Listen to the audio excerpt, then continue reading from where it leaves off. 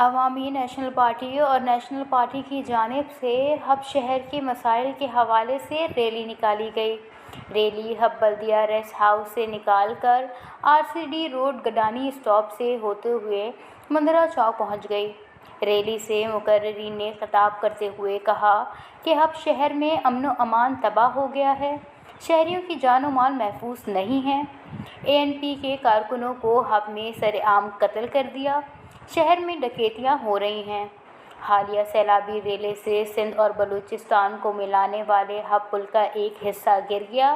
اس کو 1.5 ماہ سے زیادہ عرصہ گزر گیا مگر اب تک متبادل راستہ نہیں بنایا گیا۔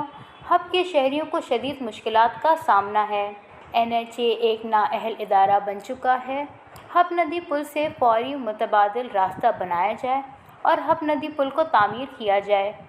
ہب شہر کچرا کنڈی بن چکا ہے۔ میونسپل کارپوریشن نامی ادارہ برائے نام رہ چکا ہے۔